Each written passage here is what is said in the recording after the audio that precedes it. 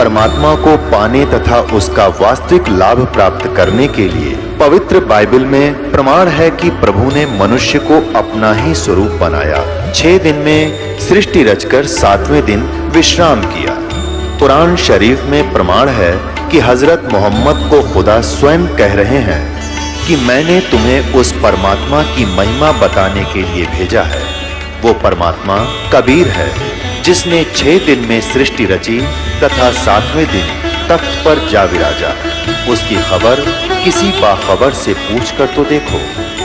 कृपया अवश्य सुनिए जगत गुरु तत्वदर्शी संत रामपाल जी महाराज के अमृत वचन। उसने दूर से उसको सतर्क करने के लिए कि आगे मत बढ़ जाना, 1000 फनों से विष की पिचकारी छोड़ दी, फुहारे छोड़ दिए। धुंध सी होगी विष्णु के चारों तरफ, और जब वो धुंध सी हटी तो देखा विष्णु जी ने उसका कति लीला रंग हो गया, काला। अब उसने देखा कि शेषनाग इस कीड़े ने दे मेरा उलिया बिगाड़ दिया, मुझे काला बना दिया कति। तो भगवान ने श्री कृष्ण विष्णु जी ने सोचा ला इस नाग न मारूं पहले थे। अब काल ने सोचा ये लड़का मरेंगे ही। तब आकाशवाणी की कि विष्णु अभी तू इसको कुछ मत कहना, इसका बदला तुझे मैं दिलवाऊंगा द्वापर युग में। उस समय ये काली दय में होगा और तेरा वहां श्री कृष्ण रूप में जन्म होगा, तब तू इसका बदला ले लिए। अब ऐसे लड़दड़ मरोगे तो ये सृष्टि कैसे चलेगी? तू वापस चला जा, अपनी माँ को बता दे साफ साफ, और कहीं भटक ले। मैं किसी को दर्शन नहीं देता, मैं कभी किसी क्रिया से दर्शन नहीं दूंगा। अब विष्णु जी ने आकाशवाणी सुनी, वापस आ गया अपनी माँ से और कहा, आकाशवाणी में काल ने कहा यदि तने झूठ बोल दी तो तेरी दशा भी ब्रह्मा जैसी हो जाएगी। तो वापस आया, माँ ने पूछा बेटा मिल गया तेरे पिताजी, भगवान मिल गया तुझे? अक नहीं माता, मुझे परमात्मा नहीं मिला। तो उसने सीने से लगा लिया दुर्गा को। दुर्गा ने, अग बेटा तो सतवादी है, तेरे को मैं एक विशेष डिपार्टमेंट दूंगी, ये सतीथी यानी यहाँ के पालन और पोषण की, और तेरी खूब पूजा होगी। अब फिर गई वो शंकर भगवान के पास, तीसरे पुत्र के पास।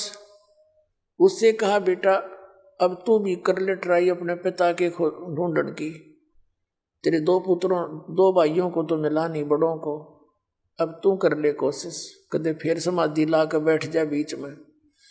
तब इसने कहा कि माता जब मेरे दोनों भाइयों को ही नहीं मिला तो मैं तो ट्राई ये नहीं करता, फिर क्या फायदा शर्मारण की। लेकिन माता मुझे एक वरदान दे दे। दुर्गा ने कहा बोल पुत्र। भगवान शंकर ने कहा कि मेरी आयु मुझे अमर कर दे मां, मैं कदे नहीं मरूं। अब दुर्गा कहने लगी बेटा ये नहीं हो सकता, यहाँ का नियम है जो जन्मेगा वो मरे अवश्य का बेटा, ये नहीं कर सकती, हमारे पावर से बाहर है। तो कहने लगी मैं तुझे एक ऐसी विधि बता दूंगी जिससे तेरी उम्र सबसे लंबी हो जाएगी। तो भगवान शंकर ने कहा यही दया कर दो। तो दुर्गा ने कहा कि तू ज्यादा योग अभ्यास किया कर और अपने श्वास को इतना सूक्ष्म कर ले, काफी समय तक इसको तो रोकने का अभ्यास कर ले, इससे तेरी आयु लंबी हो जाएगी। क्योंकि सबकी यहाँ पर श्वासों से गिनती है, श्वासों से जीवन बना रखा है। तो शंकर भगवान ने ये स्वीकार कर लिया। उसके बाद इन तीनों का अब आप देखते हो, ज्यादातर शंकर भगवान को आप समाधि में ही देखते हो, यानी अपने योग में ही लगा रहता है। और उठता जब उपद्रव कर देता है, उठता कौन है, उठावा फिर काल इसने। रिमोट से एकदम प्रेरणा करता है, फिर इसके अंदर ऐसा भूचाल सा आता है, ये कठपुतली हम सारे इस काल के हाथों में, तब ये प्रलय करता है। और वैसे विधान बना रखा है सबको मारने का, यमदूत छोड़ रखे हैं सारे, तो वो सब यमराज वगैरह श्री शंकर भगवान के ही डिपार्टमेंट में उसके विभाग में आते हैं। अब कहने का भाव ये है कि फिर दुर्गा ने इन तीनों का ब्याह करने की सोची, अपने ही वचन से 3 पुत्रियां उत्पन्न की और उनको सागर के अंदर छुपा दिया समुद्र में। दूसरी बार इन्होंने जब सागर मंथन किया, सागर मंथन के लिए भेज दिया और कहा तुम जाओ और जो जो वस्तु निकले उनको अलग अलग पहचान करके लाना। तो ये वहां पहुंचे, तीनों लगे सागर मंथन किया। तो पहले एक लड़की निकली, उसको अलग से खड़ा कर दिया, दूसरी निकली उसको अलग से, तीसरी को अलग से, अलग अलग पहचान करके ले आई माँ के पास। तो उन्होंने बताया कि माता ये पहले निकली, ये दूसरे 2nd नंबर पे, तीसरे नंबर पर, और कुछ नहीं निकला, काफी देर तक लगे रहे। तब दुर्गा ने कहा कि पहले वाली का नाम सावित्री रख दिया, ब्रह्मा के साथ उसका संयोग जोड़ दिया, और दूसरी का नाम लक्ष्मी रख दिया, विष्णु के साथ व्याधि, और तीसरी का नाम उमा रखा, वो शंकर का व्याधि। वहां से काल की यह सृष्टि शुरू होगी। अपनात्मा में एक थोड़ी सी देखने की बात है। अब जैसे ब्रह्मा विष्णु महेश का ब्याह हुआ, जब ना तो कोई बाती था, ना कोई बराती था, ना कोई पंडित मंत्र बोलनिया था, तो ब्याह तो भाई संस्कार से होता है। तो इस प्रकार ये ड्रामाबाजी बाद में शुरू करी, ये नकली ऋषि में ऋषियों का किया हुआ काम है। हमने फिर वहीं आना है जहां से हम सुख सुविधा से अपना जीवन निर्वाह कर सके। अब फिर क्या होता है यहां से, तो यहां अब क्या होता है, यहां से फिर काल की सृष्टि शुरू होगी, और फिर हम यहां इस काल के जाल में फंस गए। तो पुण्यात्माओं परमात्मा को फिर हमारी यह दुर्गति देखी उन्होंने, जो स्टार्ट हुआ था जो प्रसंग जहाँ से, अब वो परमात्मा हमारा पिता है, हम उसकी अंश हैं। काल ने हमें अपने जाल में फंसा लिया, अब हम अपनी गलती से फंसे, इसके ऊपर आसक्त हो गए। अब ये बीमारी हमारे अब भी है, वहीं से लगी थी कि जैसे कोई हीरो या हीरोइन, यानी फिल्मी नेता या अभिनेत्री, अभिनेता या अभिनेत्री, जिनको ये बच्चे फिल्मों में देखकर बड़े आसक्त होते हैं, वो तो अपनी रोजी रोटी के लिए चटक मटक अटपट करते हैं, और वो नौकइयो मेरा फेवरेट हीरो है या मेरी फेवरेट हीरोइन है, वो टट्टू फेवरेट है, तुम नटिंडे देंगे बताओ, अपनी रोजी रोटी कमाओ और हम वहाँ डले डोए।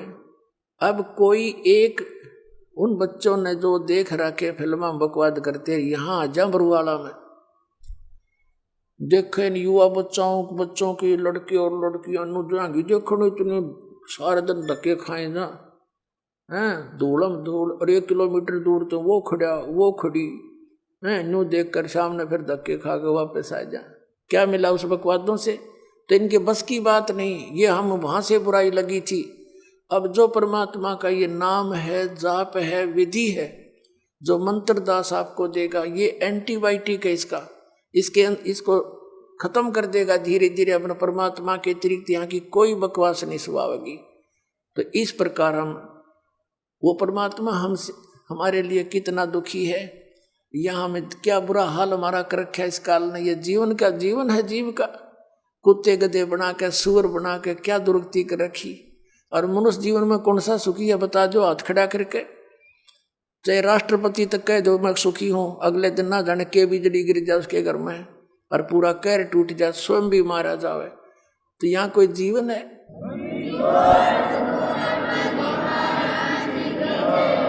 तो परमात्मा ने पुण्यात्माओं स्वयं आकर के ये ज्ञान बताया था सृष्टि रचना का, और हमें याद दिला कि तुम यहाँ के रहने वाले नहीं हो, ये कोई रहने का स्थान नहीं है। चल हंसा सतलोक हमारे, छोड़ो ये संसारा हो। इस संसार का काल है राजा, ये माया जाल फंसा रहा हो, ये सब माया जाल में फंसा कर तुम्हें धोखे में दे कर रखा हुआ है। ये तेरा बेटा है, ये तेरी बेटी है, 1 मिनट में मृत्यु हो जा, अपनी या बेटा या बेटी की, हमारा क्या था इसमें? कितना मूर्ख बना रखा है। लेकिन ये जीव की बस की बात नहीं है। इसके ये तो है ज्ञान जो दास आपको बता रहा, ये सच्चाई है। यो ज्ञान भी कुछ साथ देगा आपका, लेकिन इसमें मूल काम करेगा ये मंत्र। जो नाम जाप आपको दिया जाएगा, जो 3 मंत्र का जाप है, ये विशेष मंत्र है। और जो प्रथम मंत्र है वो यहाँ के इन भगवानों से, जो हमारे शरीर के अंदर ये 5 प्रधान हैं, मूल कमल में गणेश जी, फिर स्वाद कमल में ब्रह्मा और विष्णु जी का जो आधिपत्य है, नाभि कमल में विष्णु जी और लक्ष्मी, और हृदय कमल में शिव और पार्वती, कंठ कमल में दुर्गा। ये हमारी इस बॉडी पे इनका कंट्रोल है, कब्जा है, और ये रहते अपने लोक में हैं जहाँ इनका लोक है, और वहाँ से प्रत्येक मनुष्य के अंदर इनका उससे कनेक्शन है। जैसे एक टेलीविज़न होता है और टेलीविज़न में चैनल होते हैं, उन चैनलों में जो भी कार्यक्रम दिखाई देता वो मूल तो कहीं और होता है, लेकिन उसका वहाँ प्रतिबिंब देख सकते हैं। तो ऐसे ये यहाँ पर हमारे जकड़े हुए हैं। और जो मंत्र दास आपको प्रथम देगा वो ये भगवानों का ऋण और इनसे मिलने वाली राहत आपको प्रारंभ हो जाएगी।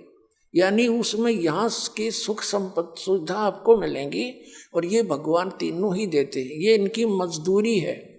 जैसे किसी ने कनेक्शन दे रखा है बिजली का, टेलीफोन का, उनका टैक्स भरते रहोगे तो बिल भरते रहोगे तो सुविधा प्राप्त रहेंगी।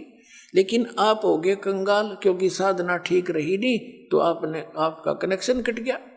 जो आध्यात्मिक लाभ होना था वो बंद हो गया आपका केवल पहले की बैटरी चार्ज है, वही काम कर रही है, जिसका थोड़ा बहुत सुख दुख जिसको हो रहा है। अब ये कनेक्शन फिर जोड़ दिए जाएंगे, दास गारंटर बनेगा आपका, और इनसे कहेगा कि इनका कनेक्शन जोड़ो, ये कमाई करके तुम्हारी किस्तों में ये पूरा कर देंगे।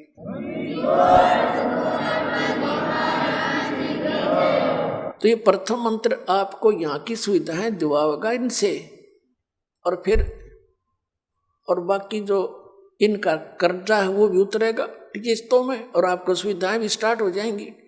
और फिर रह गया 3 मंत्र का जाप। इसमें सतनाम है 2 मंत्र का, इसमें एक ओम है, एक तत् शब्द है।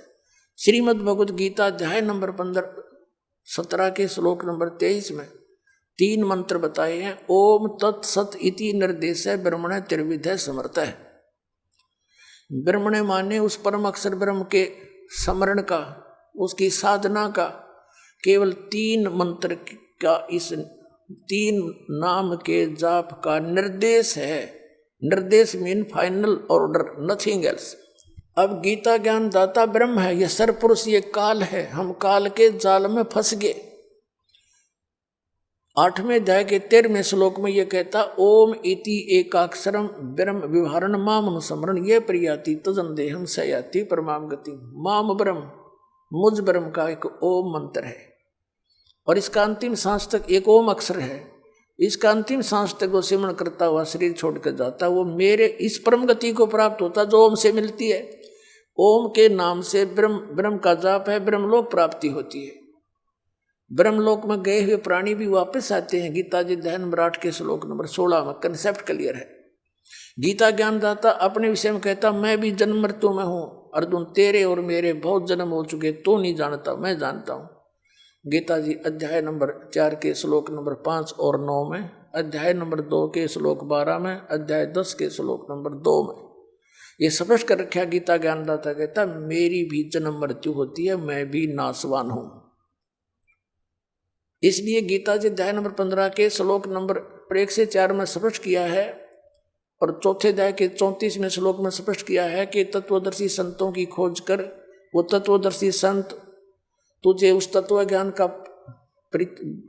ज्ञान कराएंगे जो ज्ञान परमात्मा ने अपने मुख से आकर बोला है। चौथे अध्याय के 32वें श्लोक में वो सच्चिदानंद घन ब्रह्म की वाणी के जानकार होते हैं, कबीर वाणी के, और उस कबीर वाणी में उस गुड़ रहस्यों का विशेष वर्णन है, तो उनसे सुन। और उसकी पहचान बता दी 15वें अध्याय के प्रथम मंत्र में। उल्टे लटके हुए संसार रूपी पीपल के वृक्ष के सभी विभाग जो बता देगा स वेदवित, वो तत्वदर्शी संत है, वेद के तात्पर्य को जानने वाला। ऊपर को जड़ वो पूर्ण परमात्मा, नीचे जो जमीन से बाहर दिखाई देता वो तना, वो समझो अक्षर पुरुष है। उसके फिर मोटी डार निकलती है, वो सर्व पुरुष, ये ब्रह्म है। उसके फिर 3 शाखाएं समझो, रजगुण ब्रह्मा, सतगुण विष्णु, तमगुण शिव जी, और पात रूप संसार। तो कबीर परमेश्वर जी ने 600 वर्ष पहले आकर के हमें ये ज्ञान दिया था। अक्षर पुरुष एक पेड़ है, निरंजन यानी क्षर पुरुष वा की डार, और तीनों देवा शाखा हैं, ये पात रूप संसार। अब 15वें अध्याय के 1 से लेकर 4 में कहा कि उल्टे लटके हुए संसार रूपी वृक्ष के विषय में जो सब विभागों से बता देगा स वेदवित, वो तत्वदर्शी संत है। फिर चौथे श्लोक में कहा कि उसके पश्चात परमेश्वर के उस परम पद की खोज करनी चाहिए, जहाँ जाने के बाद साधक फिर लौटकर कभी संसार में नहीं आते। और जिस परमेश्वर ने सब ब्रह्मांडों की रचना की है, जो कुल का मालिक है, केवल उसी की भक्ति करनी चाहिए और किसी की नहीं। 18वें अध्याय के 62वें श्लोक में कहा कि अर्जुन तू सर्वभाव से उस परमेश्वर की शरण में जा, उसकी कृपा से तू परम शांति को और सनातन परम धाम को प्राप्त होगा, जहाँ जाने के बाद कभी लौट कर नहीं आते, और वहाँ कभी जन्म मृत्यु नहीं होती। शाश्वत स्थान यानी अमर स्थान, सनातन परम धाम। अब यहाँ इन 3 मंत्रों का रोल शुरू हो गया। फिर इसके बाद ये हमें यहाँ तक क्लियर कर देंगे। उसके बाद त्रिकुटी आती है। त्रिकुटी इज द इंटरनेशनल एयरपोर्ट। त्रिकुटी वो स्थान है जहाँ भी जिस साधक ने जाना है वहीं से उसकी यात्रा फिर आगे स्टार्ट होती है। कोई विष्णु लोक में जाना है तो वहीं से जाएगा, शिव का साधक है तो वहीं से विमान में बैठकर वहां जाएगा, नरक में जाना है तो वहीं से फिर वो नरक में जाएगा। उसके बाद फिर 3 रास्ते हो जाते हैं। एक साइड में ये धर्मराज का लोक, धर्मराज का यानी जहाँ लेखा जोखा होता है, एक बहुत बड़ा सेक्रेटरीट है। उसके बाद फिर वहाँ से लोग उसका अकाउंट होकर के जहाँ जिसको जाना, उसके बाद वहाँ की टिकट बनती है धर्मराज के दरबार तक। और राइट साइड में ये खेड़े बने हुए हैं, 88,000 खेड़े, और सप्त ऋषियों की वो सप्तपुरी। और सीधा जो ये ब्रह्मरंध्र है सामने का, ये त्रिवेणी कहलाती है। ये मारे सट्टे न त्रिवेणी का बेरा न त्रिकुटी का पता। तो वहाँ क्या होता है, जैसे 10वां द्वार है ना सुषमना, सुषमना का एंड पहला तो अंदर है, लास्ट वाला त्रिकुटी पर जाकर खुलता है। जैसे हमारे नाक है, ईड़ा पिंगला बोलते हैं इसको, तो इसकी स्टार्ट का यहाँ से है, एंड इसका आगे सुषमना के पास है। ऐसे होते हैं द्वार। तो कहने का भाव ये कि जब 2 मंत्र का, यो ओम मंत्र तो ब्रह्म का है, और तत् जो है ये अक्षर पुरुष का है, गुप्त है, ये दास आपको बताता है जिनको सतनाम मिल चुका है। तो इस प्रकार इस 18वें अध्याय के 66वें श्लोक में कहा कि सर्वधर्मान परित्यज माम एकम शरणम व्रज अहम तवा सर्व पापे भ्या मोक्षामि मा शुच। गीता ज्ञान दाता कहता है कि यदि तूने उस परमात्मा की शरण में जाना है और या मेरी शरण में रहना है, गीता जी अध्याय नंबर 18 के श्लोक नंबर 62 से लेकर 66 तक, ये 5 श्लोक कति निर्णायक हैं। अब 64 में कहता है, 18वें अध्याय के 63वें श्लोक में कहता है कि मैंने यो गीता का ज्ञान गुप्त से गुप्त बता दिया, ये तेरी मर्जी, जैसे उचित समय वैसे समझो वैसे कर ले। मेरी शरण में रहना है, मेरा ओम नाम है, इसका जाप कर और यज्ञ कर, और युद्ध भी करना पड़ेगा, शांति नाम की चीज नहीं। और यदि परम शांति चाहता है तो तत्वदर्शी संत की खोज कर ले, और फिर उसके माध्यम से उस परमेश्वर की शरण में जा जिसकी कृपा से तू परम शांति को और सनातन परम धाम को प्राप्त होगा। अब 18वें अध्याय के 63वें श्लोक में कह दिया, मैंने जो ज्ञान गुप्त से गुप्त यु गीता का रहस्य बता दिया तेरे को। अब आगे तेरी मर्जी, जो तने करना हुई फैसला, डिसीजन ले ले फटाफट। और फिर क्या कहता है कि एक और गुप्त से गुप्त भेद बताता हूँ 18वें अध्याय के 64वें श्लोक में, कि मेरा इष्ट देव भी यही है जिसके विषय में तुझे बता रहा हूँ 18वें अध्याय के 62वें श्लोक में, कि उसकी शरण में जा। मेरा पूज्य देव भी यही है। कबीर परमात्मा ने गोरखनाथ जी से कहा था, ये गोरखनाथ विष काल का पुजारी था, इसको कहा था तेरा ज्योत स्वरूपी अलख निरंजन वो धरता ध्यान हमारा, तेरा युग काल भी मेरी पूजा करता है। जब इसको टुकड़ा देता हूँ ये अपनी सृष्टि चला रहा है। फिर 18वें अध्याय के 65वें श्लोक में कहा कि तू सुन ले बात, मेरी शरण में रहना है तो मुझे नमस्कार कर, मुझ में मनवाला हो, मेरी भक्ति कर, मुझे प्राप्त होगा। और फिर यहाँ तो कति निर्णायक चल पड़ाइए। 18वें अध्याय के फिर 66वें श्लोक में कहा है, यदि तूने उस परमात्मा की शरण में जाना है तो सर्वधर्मान परित्यज माम। यहाँ ये अनाड़ी समझ नहीं सके नकली ऋषि में ऋषि आचार्य शंकराचार्य, इनसे कोई पूछता है कि 18वें अध्याय के 66वें श्लोक में व्रज का अर्थ जाना होता है, सबने आना कर दिया है, तो ये बात समझ में नहीं आ रही है क्यों कर दिया। वो कहते हैं नहीं, वो तो एक स्वाभाविक अर्थ है और असली अर्थ ये गीत श्री कृष्ण कह रहा है मेरी शरण में आ जा। कोई बात है उसकी शरण में? तो दूसरे अध्याय के 7वें श्लोक में लिख रखा कि मैं तो आपकी शरण हूँ और जैसा उचित समझो मुझे ज्ञान दो, मेरी बुद्धि काम करना बंद कर गया, मेरे गुरु हो। वो शरण में तो पहले ही था उसकी में। अब क्या होता है 18वें अध्याय के 66वें श्लोक में कहा कि सर्व धर्मान परित्यज माम, मेरे सतर की जो धार्मिक अनुष्ठानों की कमाई तेरी है ब्रह्मलोक, जैसे ओम नाम का जाप करके हम कहाँ जाते थे? ब्रह्मलोक में चले जाते और वहाँ अपनी पूंजी का नाश करके फिर धरती पृथ्वी पर आते, कुत्ते गधे सूर बन के पाप वहाँ भोगते, पुण्य वहाँ खराब कराते। तो अब इसने कहा है कि मेरे सतर की, परमात्मा ने हमें ज्ञान दिया है कि इस ओम नाम की कमाई हम इसको दे देंगे त्रिकुटी पर, कि पकड़ तेरे यहाँ का सारा हमें बरी कर, यहाँ से हमने नहीं चाहिए तेरे यहाँ का कोई सुख, तो वहाँ दे देंगे। तो ये कहता है मेरे सतर की जो कमाई है ब्रह्म सतर की, तो मुझ में छोड़ दे। सर्व धर्मान परित्यज माम, मेरे सतर की कमाई मुझ में छोड़ दे। फिर एकम शरणम व्रज, एकम माने जिसके बराबर दूसरा ना हो, अद्वितीय सर्वशक्तिमान उस भगवान की शरण में जा। अहम तवा सर्व पापे भ्या मोक्षामि मासुच, फिर मैं तुझे इन सब कष्टों से मुक्त कर दूंगा, इन सब पापों से मुक्त कर दूंगा। क्योंकि पाप के कारण हम गधे कुत्ते बन के दुख पावा थे और पुण्य वहाँ बर्बाद कर दिया थे, तो इसको पुण्य सारे छोड़ देंगे हम, लाए कोई ना, उसके बदले में या मैं बरी कर देगा यहाँ से। तो सर्वधर्मान परित्यज माम एकम शरणम व्रज अहम तवा सर्व पापे भा मोक्षामि मासुच। तो परमात्मा ने बताया कि फिर धर्मदास जी को बताया कि अभी इसको डिस्क्लोज ना करना, इस मंत्र को भी आने दे। तीसरी पीढ़ी का समय 5500 वर्ष जब कलयुग बीत जाएगा, फिर ढूंढा ठावांगे इसका, पूरे विश्व में समझदार बच्चे हो जाएंगे, ज्ञान उनको भी अक्सर ज्ञान कराऊंगा पहले, और फिर अपना दास भेज के इस सच से परिचित करा दूंगा, सब मेरी शरण में आके ऐसे मोक्ष प्राप्त करेंगे। बोल सतगुरुदेव।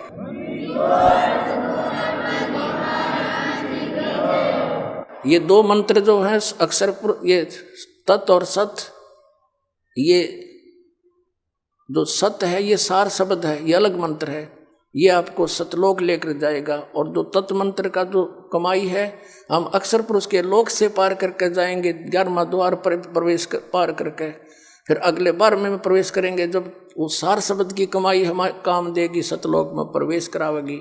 इस प्रकार पुण्यात्माओं एक यहाँ से बेड़ा पार हो जाओगा। बोलो सतगुरुदेव।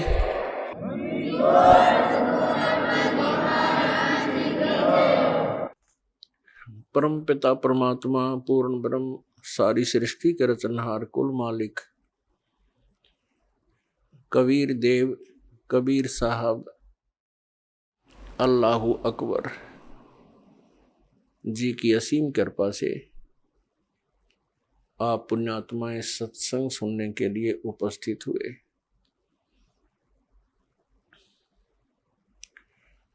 सत्संग का उद्देश्य होता है कि इस भूले हुए प्राणी को परमात्मा की याद ताजा की जाए। सत्संग के अंदर ज्ञान कराया जाता है कि मनुष्य जीवन किस लिए प्राप्त हुआ, मानव जीवन का मूल उद्देश्य क्या है। तो उसमें याद दिलाया जाता है के महापुरुषों की वाणी प्रमाण के अंदर ली जाती है, और वो अमर वाणी जो परमात्मा स्वयं आकर के यथार्थ ज्ञान हमें सुनाते हैं, जिसको गीता जी अध्याय नंबर 4 के श्लोक 32 में सच्चिदानंद घन ब्रह्म की वाणी कहा है, कबीर वाणी कहा है।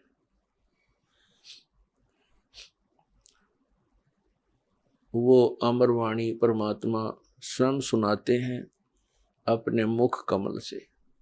तो इन महापुरुषों की और परमात्मा की उन अमर वाणियों को आधार बनाकर सत्संग सुनाया जाता है, और उसके अंदर सत्संग के अंदर सभी सदग्रंथ भी आधार बनाए जाते हैं, और उनके आधार से जो ज्ञान सुनाया जाता है वो सत्संग है। इसके अतिरिक्त अन्य कोई वचन सुनाते हैं, प्रवचन सुनाते हैं, सत्संग करते हैं, और वो हमारे पवित्र सदग्रंथों से या उन महापुरुषों की अमर वाणी से या परमेश्वर कबीर जी की अमर वाणी से मेल नहीं खाते हैं, तो वो सत्संग नहीं है, क्योंकि उनके अंदर सत्य नहीं है, सत्य का अभाव है। सबसे पहले सत्संग के अंदर ये जानकारी दी जाती है, मानुष जन्म पायक नहीं रटे हरि नाम, जैसे कुआं जल बिना बनवाया क्या काम। मानुष जन्म दुर्लभ है, मिले न बारंबार, जैसे तरवर से पत्ता टूट गिरे, वो बहुर न लगता डर। परमात्मा पूर्ण ब्रह्म सत्य पुरुष कबीर देव जी, कबीर साहब, जो काशी शहर के अंदर एक जुलाहे की भूमिका करके और परमात्मा जो गुण रखता है उसका प्रमाण दे करके अपनी अमृत वाणी को उच्चारण करके यथार्थ ज्ञान देकर वो सह शरीर आए थे, सह शरीर चले गए। वो पूर्ण परमात्मा है, और परमात्मा के ज्ञान को परमात्मा ही बता सकते हैं। जीव तो अटकल लगाते हैं। कुछ श्रद्धालु कहते हैं संत को चाहिए कि वो अपना अनुभव बतावे, किन्हीं सदग्रंथों या पोथियों का सहारा ना ले। ऐसे विचार रखने वाले व्यक्तियों का ये भी मानना होता है कि सभी जितने भी ग्रंथ हैं ये मानव की रचनाएं हैं, उनका अपना अनुभव है। पुण्यात्माओं, ये सब अज्ञान आधार से ही प्राणी बोल सकता है, और इस अज्ञान को हटाने के लिए सत्संग की आवश्यकता पड़ती है। जैसे देश का संविधान होता है, वो भी एक पुस्तक है, और वो भी एक मानव ने लिखी है। आपकी बात बड़ी करके चले, और कोई अन्य मानव अपने सत्र का और विधान बनाकर लिख दे और छपवा दे और बांट दे, तो उसकी क्या वैल्यू है, क्या यूज है, क्या लाभ हुआ उसका?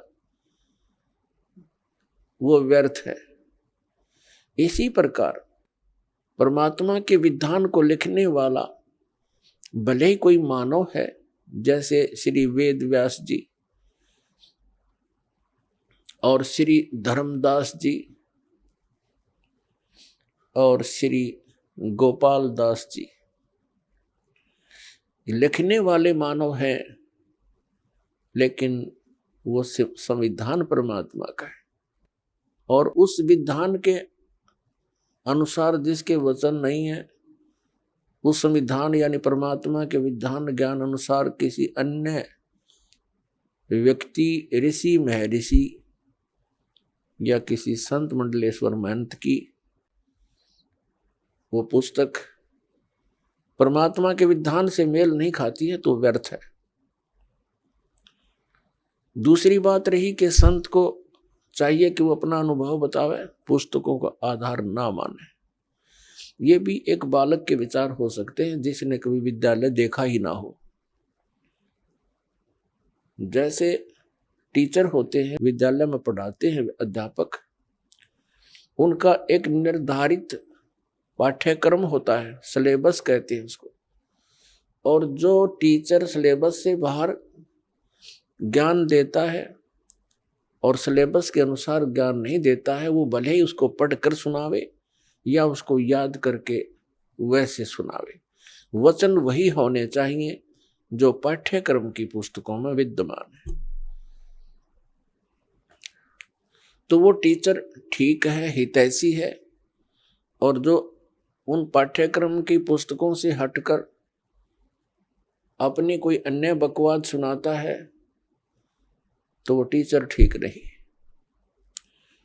अब जैसे परमात्मा की जानकारी परमात्मा ने आकर बता दी और उन्होंने ये भी ज्ञान दे दिया कि तुम ऐसे ऐसे करो जिस कारण से तुम वहां उस स्थान को प्राप्त कर लोगे जहां जाने के बाद फिर लौटकर संसार में कभी नहीं आना पड़ता। उसको पूर्ण मोक्ष कहते हैं।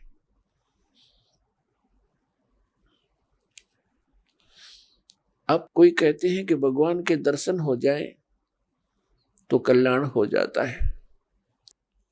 परमात्मा के दर्शन बहुत अच्छी बात है, बड़े पुण्यकर्मी प्राणी को ही हो सकते हैं, लेकिन परमात्मा के दर्शन से कल्याण मोक्ष नहीं होगा। परमात्मा ने आकर के जो ज्ञान दिया है उसके अनुसार भक्ति, साधना, नाम की कमाई, यज्ञ, हवन, जो भी जानकारी दी है उनके करने से मोक्ष होगा।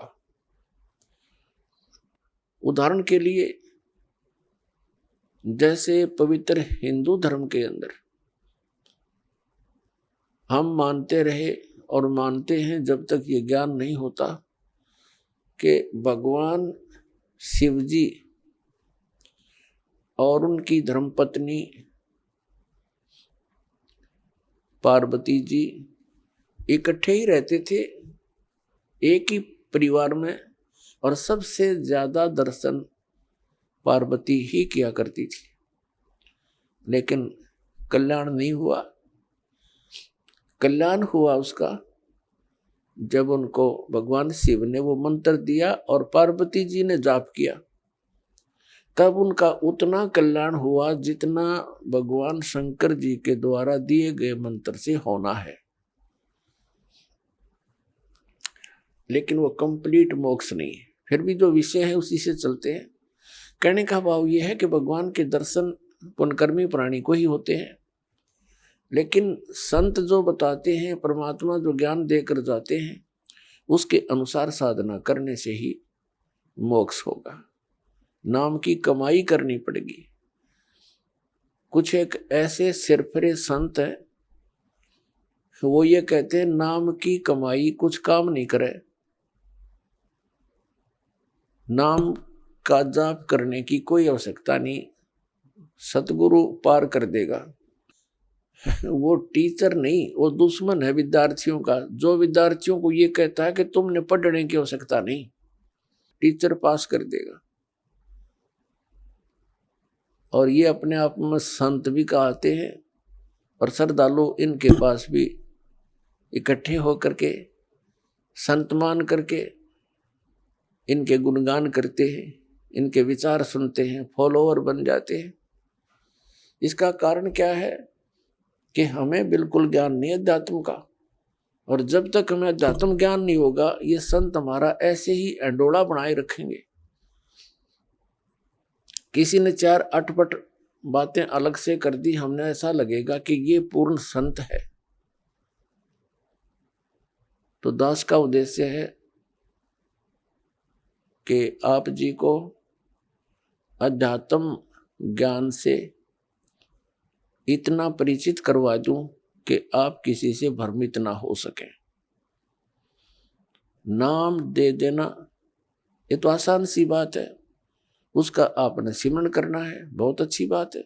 लेकिन बने बनाए काम ने बिगाड़ दिए। कोई सिर फिराक है कि वो संत पूर्ण है, वो ऐसा बताता है, वो ऐसा करता है,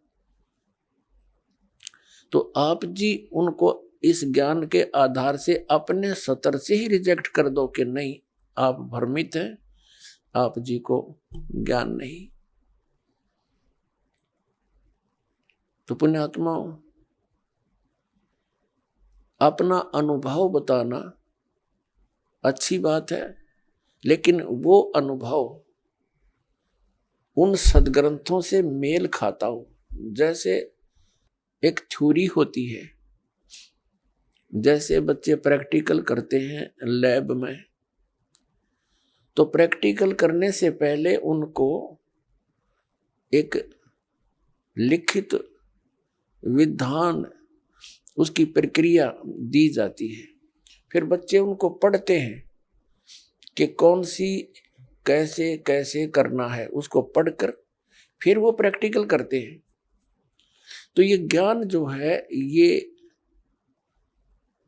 एक थ्योरी है, यानी ये लिखित जानकारी है जो प्रैक्टिकल हम करने जा रहे हैं। जिनकी थ्योरी ही गलत है तो प्रैक्टिकल भी ऑटोमेटिकली गलत होगा।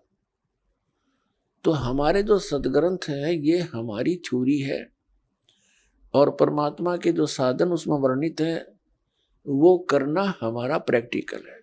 फिर उनके करने से जो उपलब्धि होगी वो भी सदग्रंथों में लिखा हुआ है। फिर वो बताने की आवश्यकता कैसे पड़ेगी, अपना अनुभव बताओ। तो इस प्रकार ये भ्रमित व्यक्ति कदम कदम पर बैठे हैं, भ्रमित करने वाले। श्रद्धालुओं की कमी नहीं, श्रद्धालु को तो परमात्मा की एक विशेष कसक होती है और वे परमात्मा के लिए भटक रहे हैं।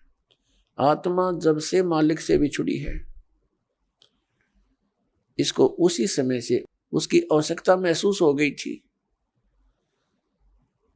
जिस भक्त आत्मा ने सृष्टि रचना सुन रखी है तो उनको ज्ञान है कि पहले तो हम अपनी स्वेच्छा से इस काल भगवान के साथ लग गए और भगवान से विमुख हो गए, और जिसमें ये प्रकृति दुर्गा देवी जी इस काल भगवान के पास छोड़ी गई, उसी समय से इस काल ने हमारे साथ दुर्व्यवहार प्रारंभ कर दिया, और उसी दिन से और आज तक हमें सिवाय परेशानी के यहाँ कुछ नहीं मिला। तो उसी समय इसको महसूस हो गया था, इस दुर्गा को पुकार की थी, भगवान मुझे बचा ले। अपने पैर पे कुआड़ा मार के हम यहाँ आए हैं और पुकार करते हैं भगवान बचा ले। अभी तक हम उस भगवान से प्रार्थना करते रहे जो हमें दुखी तो कर सकता है, सुखी नहीं कर सकता। वो कौन है? ये ब्रह्म है, ज्योत निरंजन काल है, जिसके लोक में हम यहाँ रह रहे हैं। और इसके 3 पुत्र हैं, रजगुण श्री ब्रह्मा जी, सतगुण श्री विष्णु जी और तमगुण श्री शिव जी। हम इनसे भी अर्ज करते हैं हमारी रक्षा करो। ये अपनी रक्षा नहीं कर सकते क्योंकि ये सक्षम नहीं है, ये समर्थ नहीं है। ये भी अपने कर्म के दंड को ही भोगते हैं, और इनको इतना ही अधिकार दिया हुआ है कि जो जैसे कर्म करेगा वैसा ही फल तुम दे सकते हो, इससे हटकर आप कुछ नहीं कर सकते। ये केवल हमें अपना किया कर्म ही दे सकते हैं, और ये काल भगवान के अधीन है, ये विवश हैं, और अपने ही ये भाई बहन हैं, इनकी पिछले पुण्य कर्म अधिक है, इनको उच्च पोस्ट प्राप्त मिलगी इस ब्रह्मांड की। लेकिन ये आपके साथी हैं, दुश्मन नहीं। लेकिन ये विवश हैं, इस काल भगवान के संकेत के बगैर ये कुछ नहीं कर सकते, और इनको केवल जैसा कर्म प्राणी करता है वैसा ही फल देने का ही अधिकार है। इसे हटकर नहीं, ना ये किसी को सुखी कर सकते और ना ये किसी को दुखी कर सकते। इनसे हटकर जो और अन्य देवता है उनकी तो बात ही छोड़ो। तो कहने का भाव ये है कि जब से हम भगवान से बिछड़े हैं, संकटों को झेल रहे हैं, मां कष्ट उठा रहे हैं, और ऐसे ही तड़प तड़प कर हम शरीर त्याग जाते हैं, और हम भगवान से पुकारते भी रहते हैं, सुनाई बिल्कुल नहीं होती। जो कष्ट आना है आ ही जाता है। तो हम किस भगवान से पुकार करते हैं जो सुख दे ही नहीं सकते, और जो भगवान हमें सुख दे सकता है हमारे प्रारब्ध के अंदर यानी किस्मत में लिखे हुए पापों को नाश कर सकता है, क्योंकि पापों के नाश होने से ही सुख हो सकता है जीव को। तो उसकी हमें जानकारी नहीं, उसका ज्ञान नहीं, क्योंकि इस काल ने अपने बहुत से एजेंट तैयार कर रखे हैं जो संत कहलाते हैं, महंत कहलाते हैं। मंडलेश्वर आचार्य और शंकराचार्य कहलाते हैं।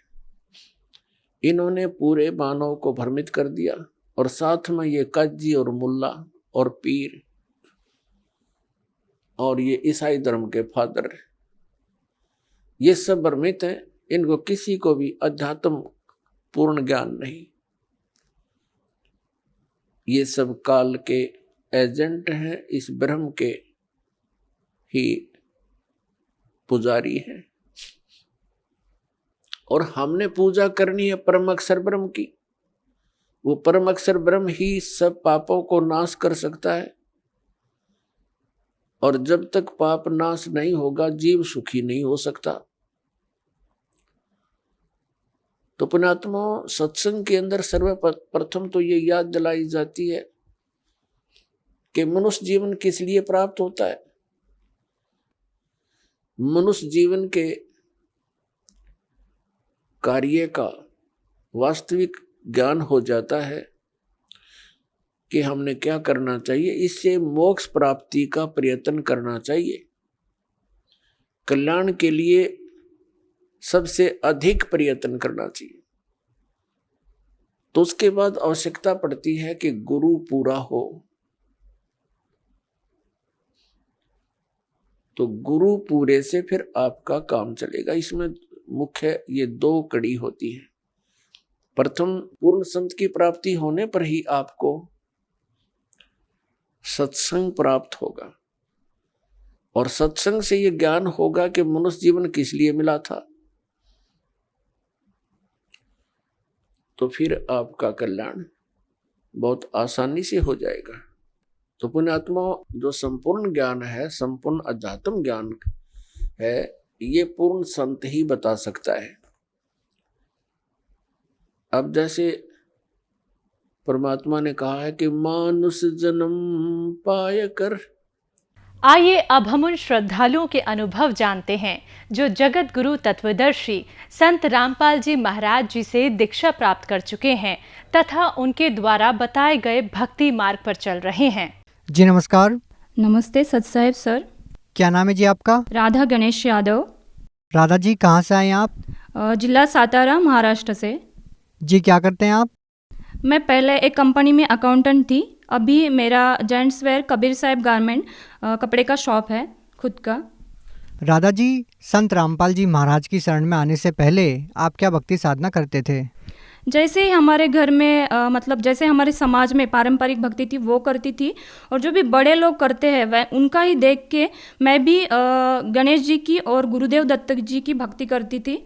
मेरे को ना बचपन से ही भगवान बहुत प्रिय लगते थे। उनकी मूर्ति ना जहाँ कहीं भी मैं अपने पिताजी के साथ जाऊँ तो वहाँ से मूर्ति खरीद के लाती थी, घर में उनको बिठाती थी मंदिर में, और उनके साथ घंटों बातें करती थी कि आप भगवान हो, आप कभी तो सामने आओगे। ऐसे में भक्ति करती थी। तो मैं ऐसे ही बचपन से भक्ति करती थी। जैसे जैसे मैं स्कूल जाने लगी, बड़ी होने लगी, जब मैं कॉलेज में गई थी तब मैं महाराष्ट्र में संतों की भूमि है तो मैंने ज्ञानेश्वरी ग्रंथ पढ़ा, भगवत गीता पढ़ी, तो उसमें से मेरे को इंटरेस्ट आने लगा कि ये कुछ अच्छा है। तो मैंने उस पर स्टडी करना शुरू किया।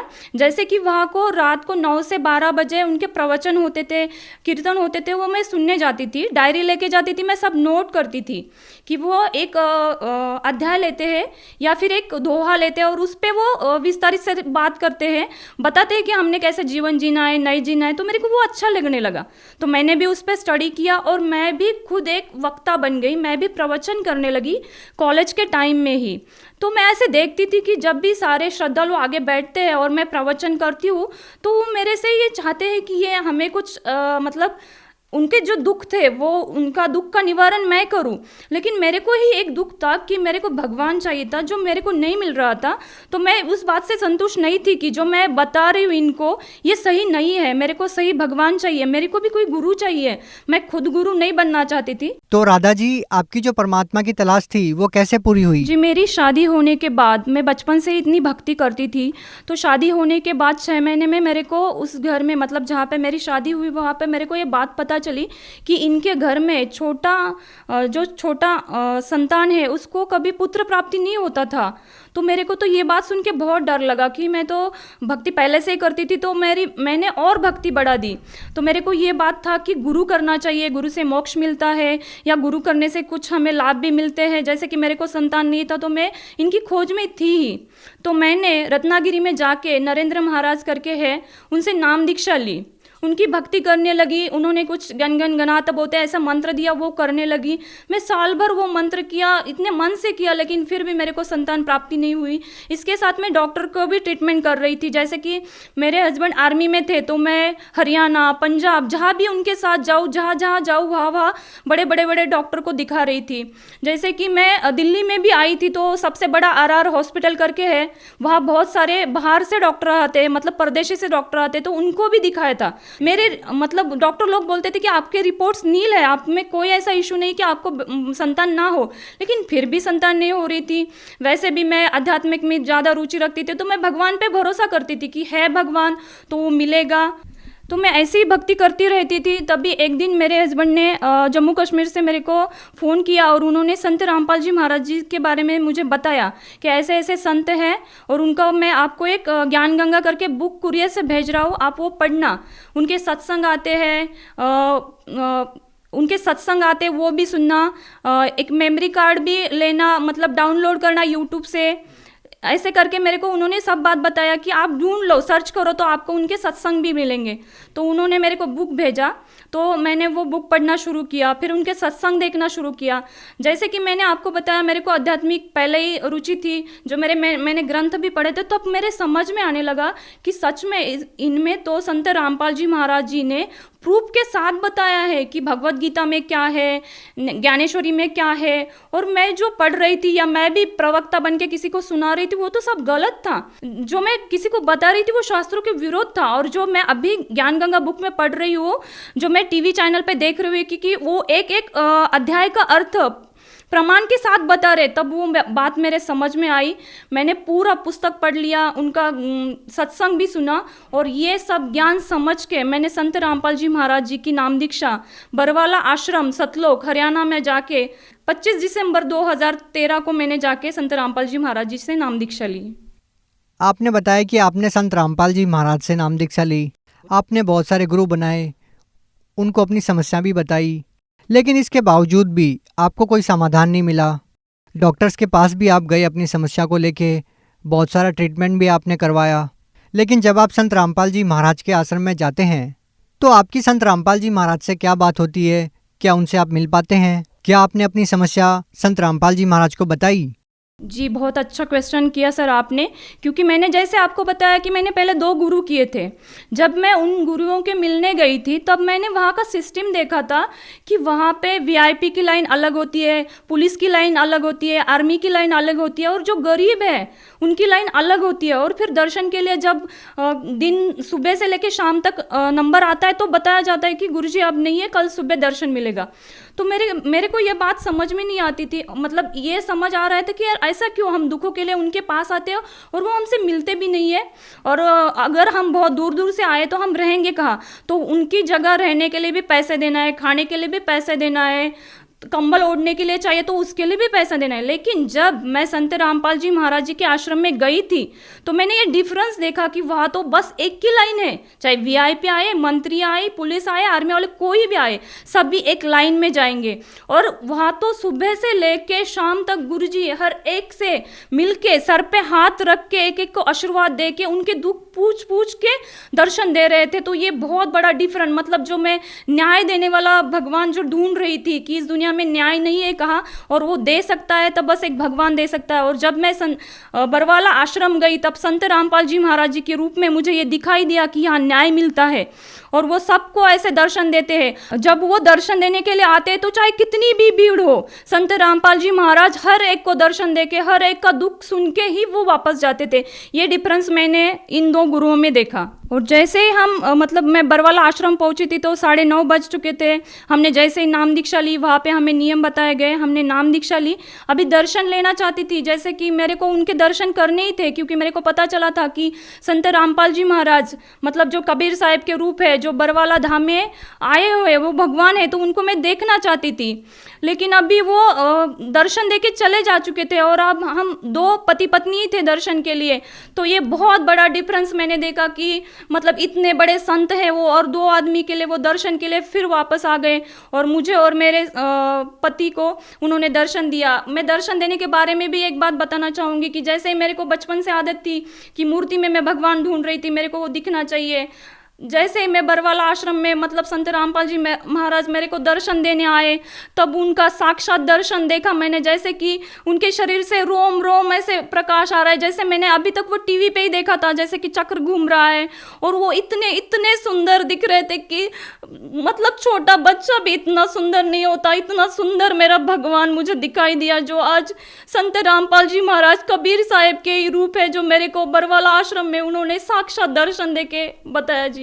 राधा जी, जैसे आपने बताया कि जब आप सतलोक आश्रम बरवाला में गए तो आपने संत रामपाल जी महाराज का एक प्रकाशमय नूरी रूप देखा, तो हम आपसे जानना चाहेंगे क्या आपको जो 7 साल से इतनी सारी प्रॉब्लम थी, जो आपको बीमारियां थी, क्या संत रामपाल जी महाराज से नाम दीक्षा लेने के बाद, उनके दर्शन करने के बाद आपकी जो समस्याएं थी उसमें भी आपको कोई लाभ मिला? जी, जैसे ही संत रामपाल जी महाराज जी ने मेरे पति को आशीर्वाद दिया, तब उनको, वो आर्मी में बॉक्सर थे, तो वो बॉक्सिंग रिंग में जब खेल रहे थे तो गिर गए थे और उनकी रीढ़ की हड्डी टूट चुकी थी। जैसे उनको आशीर्वाद मिला, 80% उनको राहत तो वहाँ मिल गई। और जैसे वो बाहर आके हम दोनों ने बात किया संत रामपाल जी महाराज जी के बारे में, तो उन्होंने बताया कि संत रामपाल जी महाराज जी ने बोला है कि अभी आप मतलब जो परमेश्वर से मांगा है वो आपको मिला है। तो उसके हफ्ते बाद ही मैंने अपना प्रेगनेंसी चेक किया तो मैं पॉजिटिव थी और मेरा प्रेगनेंसी स्टार्ट हो चुका था।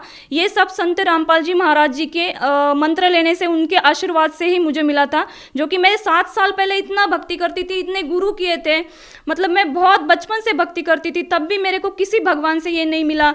लेकिन जब संत रामपाल जी महाराज जी से मैंने ऐसे अरदास किया, संत रामपाल जी महाराज जी के आशीर्वाद से संतान प्राप्त हुई। संत रामपाल जी महाराज जी की जब से नाम दीक्षा लिए तब से बहुत सारे, मतलब रोज़ डेली उनके लाभ होते हैं। लेकिन फिलहाल ये अभी एक जो इंसिडेंस हमारे साथ हुआ है वो बहुत बड़ा हुआ है, मैं बताना चाहूँगी जी। अभी 30 मार्च 2021 को मैं और मेरे हस्बैंड कोविड पॉजिटिव हुए।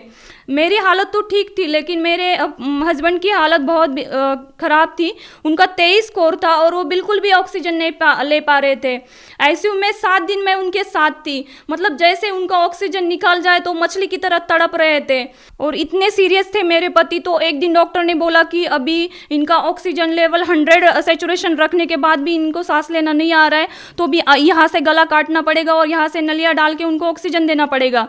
मेरे को को इस बात से बहुत डर लगा, नहीं मेरे मतलब जो परमेश्वर की मैं भक्ति करती हूँ संत रामपाल जी महाराज जी की, तो इसमें से ऐसा तो नहीं होगा। तो मैंने उस टाइम तो डॉक्टर को कुछ भी बात नहीं बोला, मैं शाम को आपसे बात करूँगी ऐसे करके बोला। और जब मैंने प्रार्थना लगाई, मतलब मनोमन आत्मा से प्रार्थना की संत रामपाल जी महाराज जी से कि आपने जीवन दान तो दे दिया, लेकिन आप श्वास बढ़ाना आपके लिए कोई बड़ी बात नहीं, मतलब ये ऑक्सीजन था जो कम पड़ रहा था वो बढ़ाने के लिए आपके लिए कोई बड़ी बात नहीं है। ऐसे मैं मन में प्रार्थना करी। उसी दिन रात को मैं ऐसे रो रो के संत रामपाल जी महाराज जी से बात किया। उसी दिन 3 बजे जिस हॉस्पिटल में मेरे पति थे वहाँ पे और 11 पेशेंट थे जिनका सेचुरेशन 80% था, किसी का 85% था, लेकिन इनका बहुत कम था, 70-75 था। तो मतलब सबसे खराब स्थिति इनकी थी, सबसे पहले ये मरने वाले थे। ऐसे डॉक्टर ने बोला था कि आप इनके ऊपर पैसा मत खर्च करो।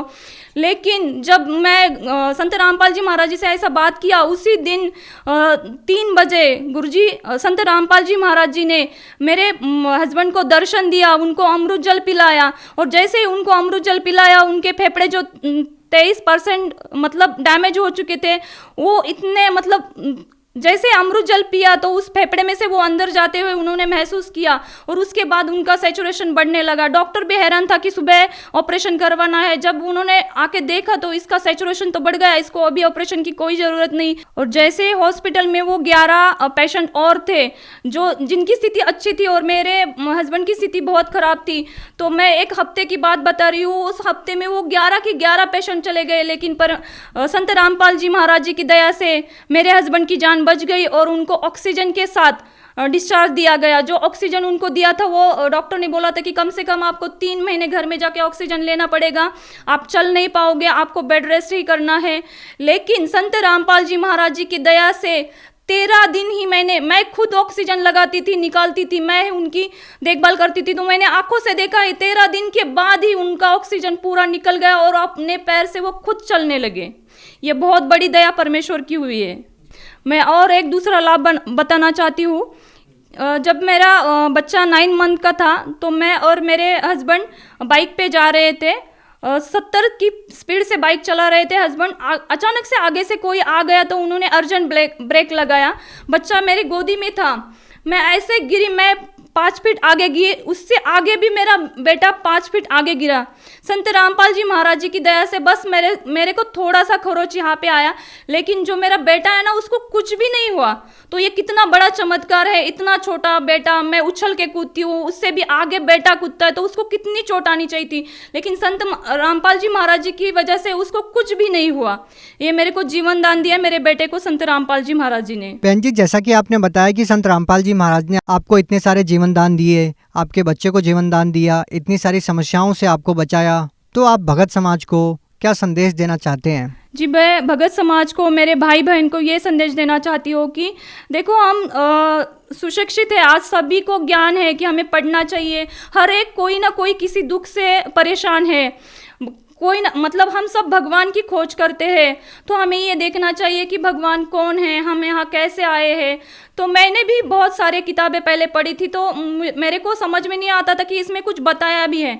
लेकिन जब ज्ञान गंगा बुक पढ़ी तो मुझे सृष्टि रचना पता चली कि हम यहाँ कैसे आए हैं, ये काल देवता कौन है, हमारे साथ इतने सारे इंसिडेंट्स क्यों घटते हैं, इसके पीछे क्या कारण है, क्या वजह है, हमने ढूंढना चाहिए। लेकिन हम क्या करते हैं, जैसे हमारी पारंपरिक भक्ति है, हम अंधे होके वो भक्ति करते रहते हैं और रोते रहते हैं कि हमारे साथ कुछ भी अच्छा नहीं होता है। लेकिन मैंने जो अनुभव किया है, आप भी मतलब पढ़े लिखे हो तो उनके बहुत से चैनल पे सत्संग आते हैं, वो सुनो, उनकी ज्ञान गंगा बुक पढ़ो, जीने की राह बुक है वो पढ़ो। राधा जी, जो व्यक्ति संत रामपाल जी महाराज से नाम दीक्षा लेना चाहते हैं वो उनसे नाम दीक्षा कैसे ले सकते हैं? जी, उनके सत्संग बहुत सारे चैनलों पे आते हैं, तो उसके नीचे पट्टी आती है नीली कलर की, उसमें बहुत सारे नंबर दिए जाते हैं। अपने जिले के नामदान केंद्र का पता करके आप वहाँ से नाम दीक्षा ले सकते हो। जी, बहुत बहुत धन्यवाद सत साहेब जी।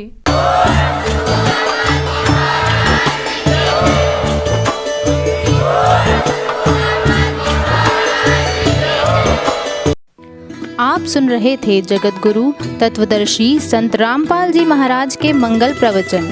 अधिक जानकारी के लिए संपर्क करें।